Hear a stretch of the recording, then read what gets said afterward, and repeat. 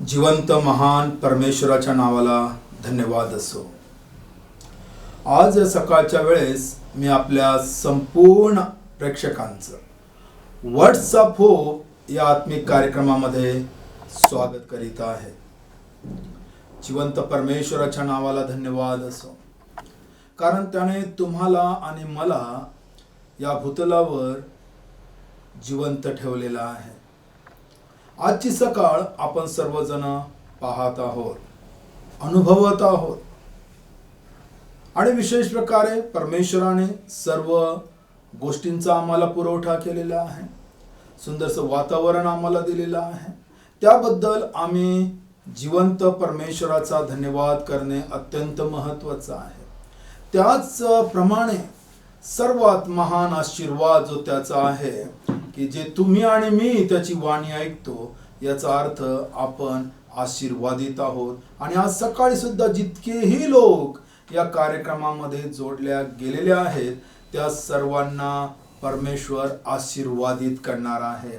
कारण तुम्ही त्याची वाणी ऐकण्यासाठी, त्याचा संदेश ऐकण्यासाठी आणि विशेष प्रकारे जे प्रवचन त्याच्या पुस्तकामधून येणार आहे, त्याच्या धर्मग्रंथामधून येणार आहे, ते ऐकण्यासाठी, ते स्मरण करण्यासाठी परमेश्वराने जी तुम्हाला संधी दिलेली आहे त्याबद्दल परमेश्वर तुम्हाला आशीर्वादित करणार आहे.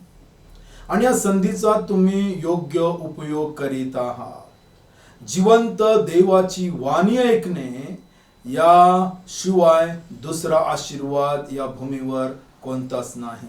कारण त्याचा प्रत्येक शब्द मानवाला प्रोत्साहन देणारा, मानवाला उत्तेजन देणारा आणि मानवाला आशीर्वादित करणारा आहे. सर्व गोष्टींमध्ये आध्यात्मिक, शारीरिक आणि सर्व ज्या माणसाला उपयोगी आहेत त्या सर्व गोष्टी परमेश्वर आशीर्वादित करतो. चला आजच्या प्रवचनाकडे आपण जाणार आहोत. त्यापूर्वी आपण प्रार्थना करूया आणि प्रार्थनापूर्वक आजच्या प्रवचनामध्ये आपण स्वतःला समाविष्ट करणार आहोत. आपण प्रार्थना करूया. जिवंत महान परमेश्वरा, मी तुझ्या नावाला धन्यवाद देतो, तुझी स्तुती करतो. आज असंख्य प्रेक्षक स्वर्गीय परमेश्वरा, त्याचप्रमाणे परमेश्वरा अनेक विश्वासणारे या कार्यक्रमामध्ये जोडल्या गेलेल्या आहेत. त्या सर्वांना तू आशीर्वादित कर. तुझं सत्य वचन परमेश्वरा ऐकत असताना ते समजण्यासाठी प्रभू कृपा करून त्यांना तू ज्ञान पुरव आणि प्रत्येक गोष्टीचं आकलन होऊ दे परमेश्वरा, आणि त्यानुसार चालण्यासाठी त्यांना तू मार्गदर्शन कर. हीच माझी विनंती आहे. पुन्हा एकदा प्रभूजी, या सुंदरशा वातावरणाबद्दल आणि सुंदरसा वेळ तू आम्हाला दिला तुझ्या वचनासाठी, त्याबद्दल आम्ही तुझे आभार मानतो. आमचा धन्य तारणारा प्रभू येशू याच्याच द्वारे ही प्रार्थना केली म्हणतोय, आमेन. पुन्हा एक वर आपण विशेष प्रकारे इपिस्करास पत्रामध्ये जाणार आहोत आणि मागील काही दिवसांपासून जे काही आपण अभ्यास करीत आहोत त्याचा हा शेवटच्या शब्दाचा अभ्यास आहे आणि तो सुद्धा आज आपण करणार आहोत. विशेष प्रकारे मी आपल्या सर्वांसाठी वाचत आहे इपिस्करास पत्र याचा 4था अध्याय आणि 4 ते 6 ही वचने. Book of Ephesians chapter 4 verses 4 to 6. इपिस्करास पत्र 4था अध्याय आणि 4 ते 6 ही वचने. तुम्हात झालेल्या पाचारणापासून निर्माण होणारी आशा जशी एकच आहे, तसेच शरीरही एकच व आत्मा एकच आहे.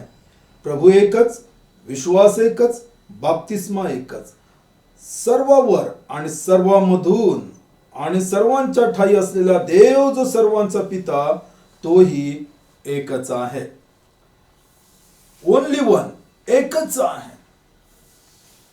त्याच्या समान किंवा त्याच्या सारखा दुसरा कोणताही नाही, याचा अर्थ येथे स्पष्ट आहे. विशेष प्रकारे मागील जितकेही प्रेक्षक या कार्यक्रमामध्ये जोडल्या गेलेले आहेत, जे नियमितपणे हा कार्यक्रम पाहतात, त्यांना माहित आहे की जवळजवळ 6 अशा प्रकारचे जे शब्द आहेत ज्यांना एकच म्हटल्या गेलेलं आहे, त्यावर तुम्ही प्रवचन ऐकलेलं आहे. विशेष प्रकारे ते आहेत बाप्तिस्मा एकच, हाही विषय आपण हाताळलेला आहे. विश्वास एकच हाही विषय तुम्ही आणि मी हाताळलेला आहे. त्याचप्रमाणे शरीरही एकच, वन बॉडी हे आपण पाहिलेलं आहे. आणि त्याचप्रमाणे वन होप आशा ही एकच आहे, हेही तुम्ही आणि मी पाहिलेलं आहे. विश्वास हा सुद्धा एकच आहे, हेही तुम्ही आणि मी पाहिलेलं आहे. आणि विशेष प्रकारे देव जो आहे तोही एकच आहे आणि प्रभू येशूही एकच आहे. आणि आता आपण पाहणार आहोत आत्मा ही एकच आहे. बघूया वचनामध्ये काय सांगितलं. प्रभू एकच, विश्वास एकच, बाप्तिस्मा एकच, सर्वावर आणि सर्वांमधून आणि सर्वांच्या ठाई असलेला देव जो सर्वांचा पिता तोही एकच आहे. लक्षात घ्या. आणि मग काय म्हटलं गेलेलं आहे 4थ्या वचनामध्ये, तुम्हा झालेल्या पाचरणापासून निर्माण होणारी आशा जशी एकच आहे तसे शरीरही एकच व आत्मा एकच आहे. या गोष्टी तुम्ही आणि मी अभ्यासत आहोत. मागील काही गोष्टींमध्ये आपण पाहिलं, विश्वासा संदर्भामध्ये आपण पाहिलं, आशे संदर्भामध्ये आपण पाहिलं, बाप्तिस्म्या संदर्भामध्ये आपण पाहिलं आणि शरीर हे पण आपण अभ्यासलेलं आहे. या विषयावर सुद्धा आपण प्रवचन केलेलं आहे. पण विशेष प्रकारे जो परमेश्वर आहे त्याच्या संदर्भामध्ये आपण अभ्यास केलेला आहे. प्रभू हाही एकच आहे हे आपण पाहिलेलं आहे. तसं आज आपण येथील लिहिण्यात आलेलं आहे आत्मा एकच. आपल्या विषयाचं नाव आहे वन स्पिरिट, आत्मा एकच. याचा अर्थ हे पवित्र आत्म्याबद्दलचं प्रवचन आहे, त्याच्याबद्दल बोलत आहे. तुमचा आणि माझ्या आत्म्या संदर्भामध्ये हे नाही. लक्षात घ्या. प्रत्येकाला परमेश्वराने आत्मा दिलेला आहे. पण देव जो बाप, देव जो पुत्र आणि देव जो आत्मा आहे हे तुम्हाला आणि मला समजावं आणि ते आम्ही पक्क धरावं आमच्या मनामध्ये. म्हणून विशेष प्रकारे पवित्र आत्म्याच्या द्वारे पवित्र केलेल्या लेखकाला परमेश्वराने जे काही सुचवलेलं आहे, जे काही शब्द दिलेले आहेत त्याने ते शब्द बायबलमध्ये नमूद केलेले आहेत आणि त्याचंच आपण आज अभ्यास करीत आहोत. आत्मा ही एकच आहे हे लक्षात घ्या. पुष्कळशा वेळेस काही गोष्टी अशा प्रकारच्या होऊन जातात की मनुष्याला काही गोष्टी अभ्यासण्यासाठी कठीण वाटतात आणि मग तो कठीण आहे म्हणून तो त्या गोष्टी सोडून देतो, कारण त्याने ते मनामध्ये ठरवलेलं आहे. आणि मग असं पाहतो आपण विशेष प्रकारे आपण असं पाहतो की हे जे काही आध्यात्मिक जीवनामध्ये जे महत्वाचे आम्हाला परमेश्वराने मार्गदर्शन केलेले जे काही विषय आहेत, विशेष प्रकारे देवा संदर्भामध्ये देवाने स्वतः सांगितलेलं आहे, प्रवेश ख्रिस्त या जगामध्ये आलेला आहे आणि पवित्र आत्मा आम्हाला मार्गदर्शन करतो. आजही हे सर्वात महत्वाचं आहे. पण प्रवेश ख्रिस्ताबद्दल समजून घेण्यासाठी लोकांना अभ्यास आवडतो, आशीर्वादित करणारा आहे. देवा संदर्भामध्ये माहिती होऊन जातं, पण त्यामध्ये सुद्धा अनेकांचा गोंधळ आहे, समजत नाही पुष्कळशा गोष्टी. आणि विशेष प्रकारे ज्यावेळेस पवित्र आत्म्याचा अभ्यास येतो किंवा पवित्र आत्म्या संदर्भामध्ये प्रवचन होतात तेव्हा लोक जास्त विचार करीत नाहीत आणि त्याच्यामुळे अनेक जण त्यांचा गैरफायदा घेऊ शकतात. कारण तुम्ही तो विषय अभ्यास न केल्यामुळे त्या विषयाचा तुम्हाला कंटाळा आल्यामुळे किंवा तुम्ही या पवित्र आत्मा हा जो बायबलचा सर्वात मोठा अभ्यास आमच्यासाठी आहे, जे देवाने आम्हाला सांगितलेलं आहे, ते आम्ही त्याकडे कानाडोळा केल्यामुळे किंवा दुर्लक्ष केल्यामुळे आज कोणीही कोणाला फसवू शकतो चुकीचं मार्गदर्शन करण्याच्या द्वारे, कारण आम्हाला त्याच्याबद्दल अभ्यास नाही.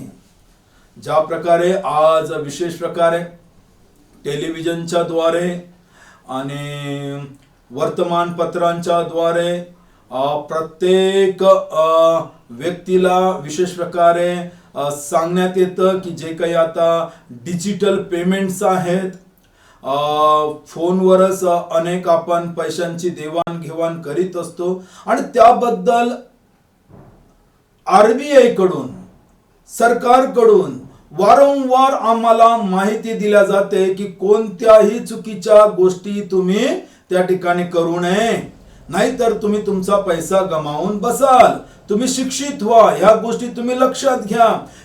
तुम्हाला कोणी फ्रॉड फोन करू शकतो, फ्रॉड OTP मागू शकतो आणि त्या OTPच्या द्वारे तुमच्या बँक मधलं संपूर्ण अमाउंट खाली होऊ शकते. बँकचे अधिकाऱ्यांची नावं घेऊन तुम्हाला विचारल्या जाऊ शकतात. कोणत्याही त्या ठिकाणी ते लोक चुकीचा मार्ग अवलंबवून साधारण लोकांना फसवू शकतात आणि विशेष प्रकारे त्या गोष्टीचं जास्त अभ्यास न झाल्यामुळे किंवा ती गोष्ट गांभीर्याने न घेतल्यामुळे रोज अनेक लोक याला बळी पडत आहेत. लक्षात घ्या, अनेक बळी पडत आहेत. कधी कधी तर अशा प्रकारे वर्तमानपत्रामध्ये बातमी वाचायला येते की बँकेमध्येच कर्मचारी जो आहे किंवा अधिकारी आहे त्यालाच फसवण्यात आलेला आहे, तो सुद्धा फसलेला आहे. म्हणजे किती भयंकर अशा प्रकारचे जाळं आहे की ज्याचा अभ्यास प्रत्येकाला असणं आवश्यक आहे आणि कोण आम्हाला फसवत आहे हे सुद्धा लक्षात घ्यायला पाहिजे. आणि त्याबद्दल सतर्कतेच्या बातम्या अनेक मानवांपर्यंत पोहोचवल्या जातात आणि मानव एकमेकांसोबत चर्चा करतो त्या संदर्भामध्ये. जर तो बँकेचे व्यवहार फोनच्या द्वारे करीत असेल आणि वेगवेगळे अजून काही माध्यम आहेत त्यांच्याद्वारे करीत असेल तर मग त्याला या गोष्टीमध्ये सतर्क राहणं आवश्यक आहे, कारण तो त्याच्या जीवनाची पुंजी आहे. पण आध्यात्मिक जीवनामध्ये जेव्हा मनुष्य पवित्र आत्म्याबद्दल, जेव्हा परमेश्वर त्याच्या धर्मग्रंथामध्ये पवित्र आत्म्या संदर्भामध्ये जेव्हा आम्हाला शिकवितो किंवा पवित्र आत्मा जेव्हा आम्हाला शिकवितो त्यावेळेस आम्ही कानाडोळा करतो किंवा आम्ही म्हणतो की नाही, हा विषय फार गंभीर आहे आणि आम्ही याला हात लावू नये, कदाचित आम्ही चुकीचं होऊ शकतो. नाही, बायबल सांगतं तुम्ही अभ्यास करावा जेणेकरून तुम्हाला कोणीही फसू नये. आणि जर चुकीच्या मार्गाने जर तुम्ही पवित्र आत्म्याला स्वीकारण्याचा प्रयत्न करीत असाल किंवा त्या ठिकाणी तुम्ही भावनिक होऊन काही गोष्टी करण्याचा प्रयत्न करीत असाल तर मग तुम्ही पवित्र आत्म्याला खिन्न करीत आहात, हे लक्षात घ्या. कारण आम्ही त्याला एक वेगळंच स्वरूप देऊन ठेवलेलं आहे. लक्षात घ्या, देव आहे, प्रभू येशू आहे, पवित्र आत्मा आहे. बायबल सांगतो देव आत्मा आहे. प्रभू येशू जो आहे तो मानव या शरीरामध्ये आला आणि तो दैवी आहे, तो देव आहे. तसं पवित्र आत्मा आहे. म्हणजे या तिघांचं एक व्यक्तिमत्व आहे, हे आम्हाला समजणं फार महत्वाचं आहे. देवाचं व्यक्तिमत्व, प्रभू येशूचं व्यक्तिमत्व आणि पवित्र आत्म्याचं व्यक्तिमत्व आहे. लक्षात घ्या, देव आहे, प्रभू येशू आहे, पवित्र आत्मा आहे. आणि यामध्ये मी तुम्हाला सांगू इच्छितो, विशेष प्रकारे जितकेही विश्वासणारे आहेत त्यांना, की परमेश्वर हा 1 नंबरवर, प्रभू येशू हा 2ऱ्या नंबरवर आणि पवित्र आत्मा हा 3ऱ्या नंबरवर आहे असं कोणीही समजू नये. जरी कदाचित आशीर्वाद देत असताना परमेश्वर देव जो बाप, प्रभू येशू ख्रिस्त पुत्र आणि पवित्र आत्मा यांची सहभागिता तुमच्या सोबत असो किंवा आशीर्वाद असो, अशा प्रकारे प्रवचन करते आशीर्वाद देतात आणि कदाचित काही लोक त्याला 1, 2 आणि 3 नंबर देण्याची चूक करतात. पण लक्षात घ्या, जितकेही पवित्र शास्त्राचे अभ्यासक आहेत, कधी कधी पवित्र आत्माला त्यांनी प्रथम स्थान दिलेलं आहे, मग देवाचं नाव घेतलेलं आहे, प्रभू येशूचं नाव घेतलेलं आहे. काही ठिकाणी प्रभू येशू ख्रिस्ताची कृपा तुम्हाला पुरे असो, देवाची प्रीती आणि पवित्र आत्म्याची संगती, या तिघांना आलटून पालटून अशा प्रकारे त्यांनी त्याचा उच्चार केलेला आहे. त्याचा मागचा उद्देश आहे की मानवांनी या तिघांनाही समान लेखावं. लक्षात घ्या, या तिघांनाही समान लेखावं. एकाला अतिश्रेष्ठ, एकाला दुय्यम स्थान आणि एकाला तृतीय स्थान. असं केल्याने परमेश्वर आम्हाला आशीर्वादित करणार नाही, कारण तो अधिकार तुम्हाला आणि मला देण्यात आलेला नाही. आणि म्हणून तुम्ही आणि मी या विषयाबद्दल थोडा अभ्यास करणं फार आवश्यक आहे. तसं पाहिलं तर हा विषय अत्यंत सखोल आहे, पण थोडक्या वेळात आपण समजण्याचा प्रयत्न करणार आहोत आणि माझा विश्वास आहे की तुम्ही ते समजू शकाल. विशेष प्रकारे बायबल तुम्हाला आणि मला काय सांगतं हे लक्षात घ्या. देव जो बाप, देव जो पुत्र आणि देव जो पवित्र आत्मा. विशेष प्रकारे त्या संदर्भामध्ये अनेक उदाहरणं आहेत. बायबलच्या पहिल्या पानापासून तर प्रकटीकरणापर्यंत पवित्र आत्म्याशिवाय कोणतंच पान पूर्ण झालेलं नाही हे लक्षात घ्या. कोणता शब्द पूर्ण झालेला नाही. पवित्र आत्म्याच्या द्वारे प्रेरित झालेल्या लोकांनी हा धर्मग्रंथ लिहिलेला आहे हे लक्षात घ्या.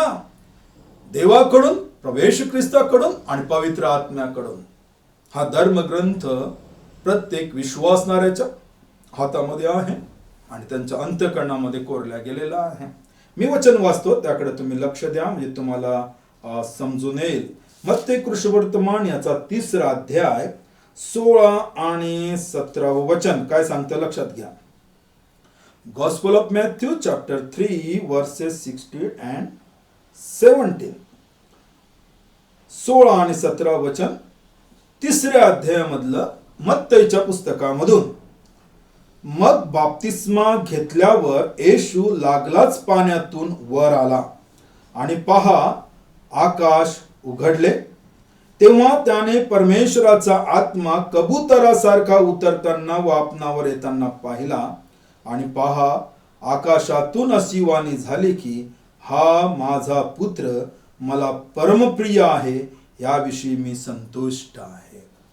येथे जो देवामधला एक व्यक्तिमत्वाचा जो आपण अभ्यास करीत आहोत, एक स्वतंत्र व्यक्तिमत्व आहे.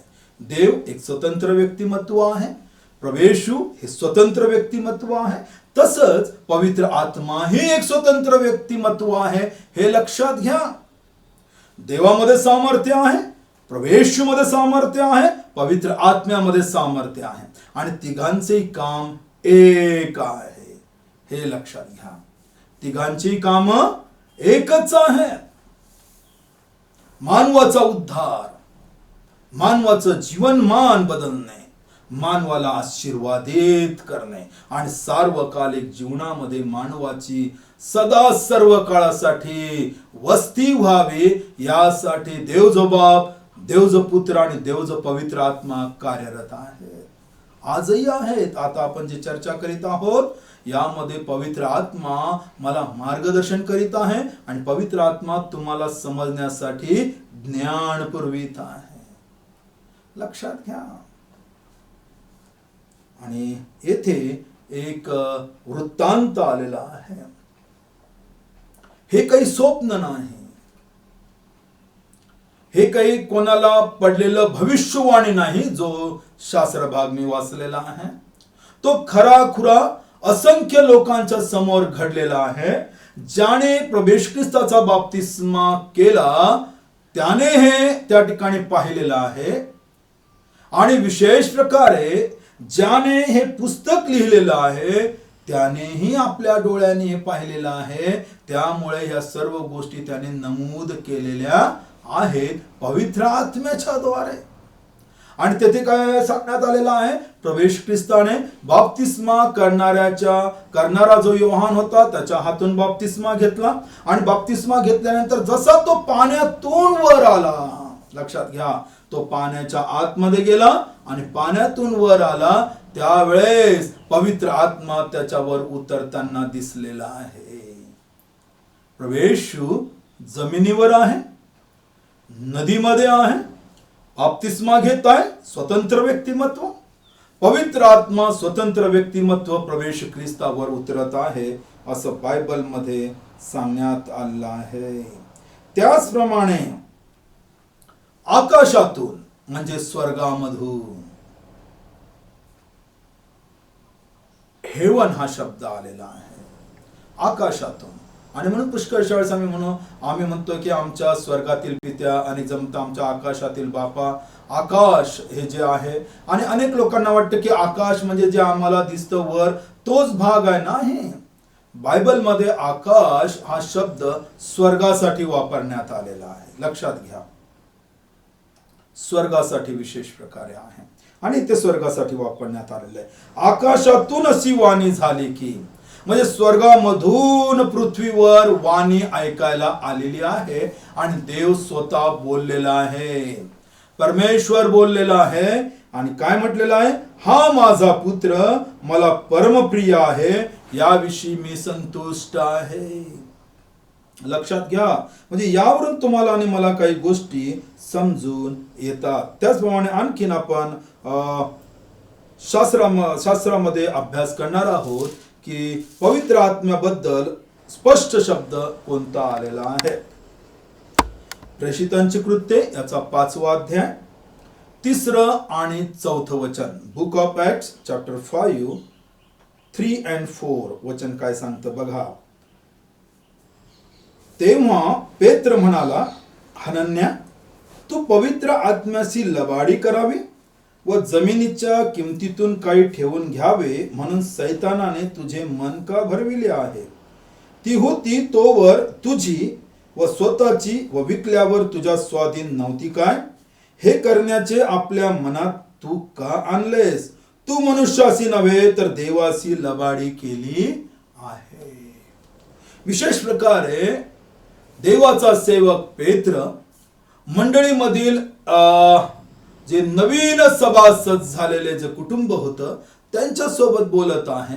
आणि त्या काळामध्ये प्रत्येकाने स्वइच्छेने देवाच्या कृपेने जी काही संपत्ती होती ती काही विकून ते सामायिकपणे आपलं जीवन जगत होते, जेणेकरून जे गरीब लोक आहेत, ज्यांना गरज आहे, त्यांना कोणत्या गोष्टीची वाण पडू नये आणि सर्व काही सर्वांचं सामायिक असावं. अशा प्रकारे आशीर्वादित मंडळीची जेव्हा स्थापना झाली तेव्हा या ठिकाणी एका कुटुंबाने स्वार्थीपणा केला आणि त्यांचं प्रतिफळ त्यांना मिळालं हे विश्वासणाऱ्यांना माहित आहे.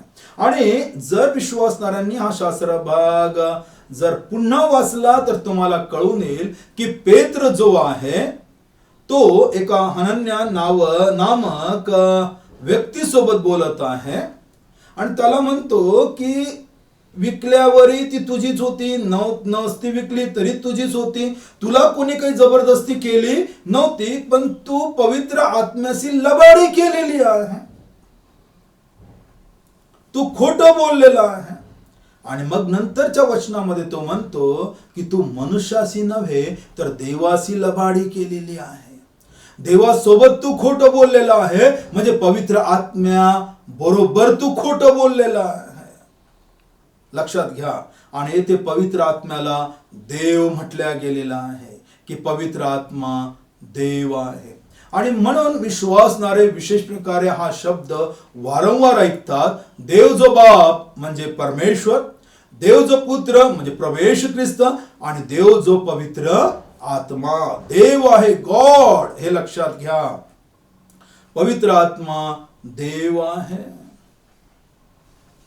पवित्र आत्मा देव आहे. आणि म्हणून आपण परमेश्वराची स्तुती गीतांच्या द्वारे करतो, प्रवेश ख्रिस्ताची स्तुती आपण गीतांच्या द्वारे करतो आणि पवित्र आत्म्याची स्तुती आपण गीतांच्या द्वारे करतो. हे लक्षात घ्या.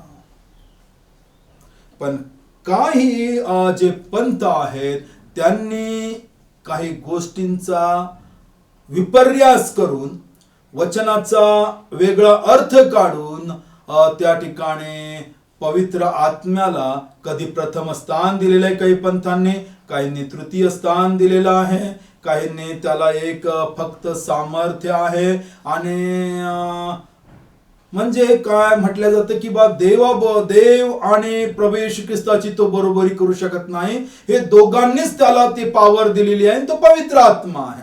अशा प्रकारचं एक वस्तू आहे, एक शक्ती आहे.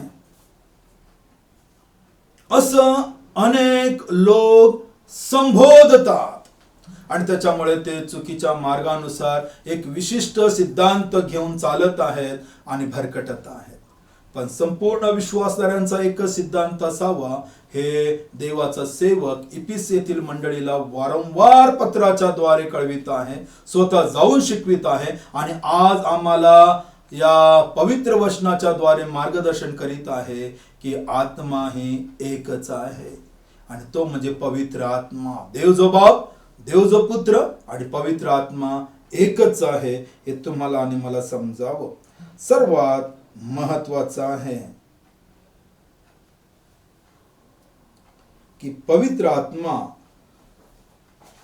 नेमकं तुमच्या आणि माझ्या जीवनामध्ये त्याचं काय कार्य आहे, वचनामध्ये मी वाचणार आहे.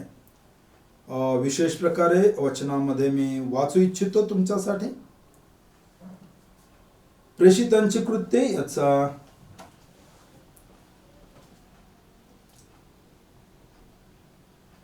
15वा अध्याय आणि 28वा वचन मी आपल्यासाठी वाचत आहे. लक्ष द्या या वचनाकडे. काय म्हटलं गेलेलं आहे? 15वा अध्याय आणि 28वा वचन काय म्हटलं गेलेलं आहे? Book of acts chapter 15 and verse 28. लक्ष द्या इकडं. कारण पुढे दिलेल्या जरुरीच्या गोष्टीशिवाय तुम्हावर जास्त ओझे लादू नये असे पवित्र आत्म्याला व आम्हाला योग्य वाटले. लक्षात घ्या, म्हणजे जे काही योग्य आहे मानवासाठी ते पवित्र आत्मा आम्हाला पुरवतो. हे तुम्हाला आणि मला समजणं फार महत्वाचं आहे. विशेष प्रकारे आज आपण आत्मा हा एकच आहे या विषयावर आपण चर्चा करीत आहोत, बोलत आहोत.